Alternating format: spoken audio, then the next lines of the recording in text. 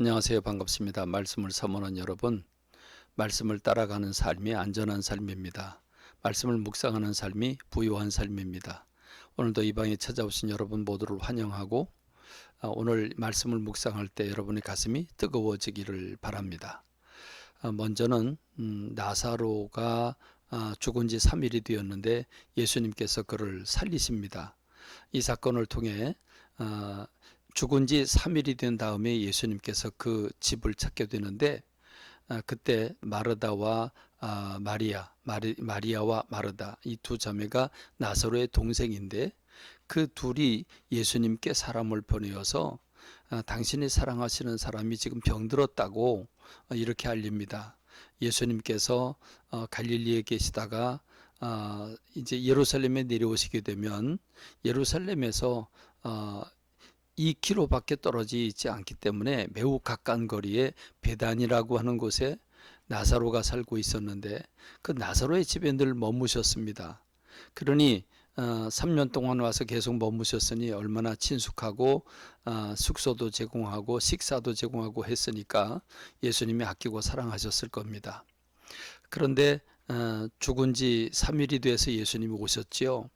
그럴 때 마르다와 마리아가 예수님께 하소연을 합니다. 좀 아픈 원망 섞인 말을 하죠.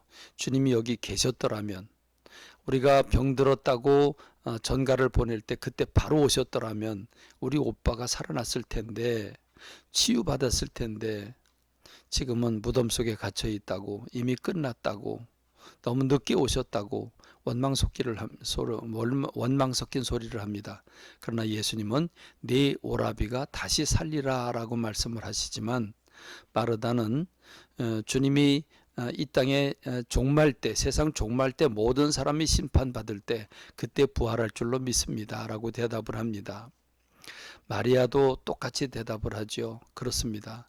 여러분, 우리가 이 마리아와 마르다가 가진 믿음이 우리의 믿음이 아닌가 생각해 봐야 됩니다. 마리아와 마르다는 죽기 전에 오셨으면, 아플 때 오셨으면 고침받았을 것이다. 그러나 죽었기 때문에 끝났다. 이 믿음을 우리는 이성적인 믿음이라고 합니다. 그렇습니다. 이성은 합리적이고 과학적이고 경험적이고 상식적입니다. 그 눈으로 보니까 죽은 나사로, 이미 3일이나 된 그 무덤 속에 갇힌 나사로가 산다고 하는 건 말도 안 되는 일이죠. 그러나 예수님은 그를 살리셨습니다. 오늘 우리의 믿음, 어떤 믿음을 가지고 있는지 돌아봐야 될 것입니다. 하루에 성경을 서너 장 읽어서 성경을 1년에 1독하는 성경 통독, 오늘은 요한복음 18장부터 21장입니다. 이 부분은 이 요한복음의 마지막 부분이고 예수님이 십자가 지시고 부활하시는 그 말씀을 담고 있는 내용입니다. 십자가의 그 죄패, 십자가를 달고 그 죄의 목을 그 적는 꼭대기에는 유대인의 왕이라고 적혀 있었습니다. 만왕의 왕이신 예수님인데, 만왕의 왕이신 창조주이신데 지금 유대인의 왕이라고 적혀 있고 조롱을 당하고 있습니다. 그렇게 십자가를 달리셨는데 그 십자가에서 주님은 일곱 말씀을 하시는데 그 중에 요한복음에는 3가지가 나옵니다. 이 3가지가 다 요한복음에만 나오는 말씀이죠. 여자여 보소서 아들입니다. 그 육신의 어머니 마리아 앞에서 참 육신의 그 아들을 생각하는 그 마리아를 위로하는 말씀이죠. 내가 목마르다. 주님의 마음을 표현하셨습니다. 영적인 목마름이지요. 다 이루었다. 이렇게 주님의 뜻을 이루는 주님의 음성을 들을 때 얼마나 가슴이 메어집니까? 주님은 이렇게 멋지게 당신에게 주어진 사역을 감당하셨습니다. 그리고 무덤에 갇히셨죠. 그리고 그 안식 후 첫날 무덤을 찾은 막달라 마리아, 참 많이 7 귀신 들렸던 막달라 마리아 아닙니까? 많이 사함받은 사람이 주님을 더 사랑하는 것 같습니다.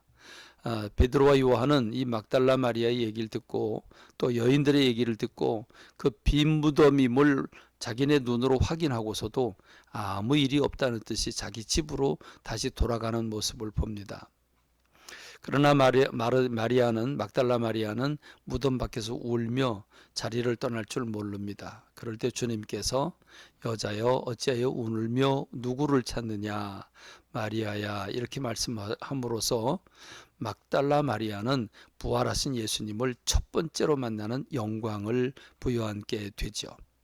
그 후에 예수님은 이제 부활하셔서 첫 번째로 제자들을 찾아가시는데 제자들이 문을 걸어 잠그고 두려워 떨고 있을 때 그들 가운데 나타나셔서 평강이 있을지어다 말씀하시고 아버지께서 나를 보내신 것처럼 나도 너희를 보내노라 말씀을 하십니다. 그리고 숨을 내쉬면서 성령을 받아라 말씀을 하십니다. 너희가 누구의 죄든지 사하면 사하여질 것이고 누구의 죄든지 그대로 두면 그대로 있으리라 말씀을 하십니다.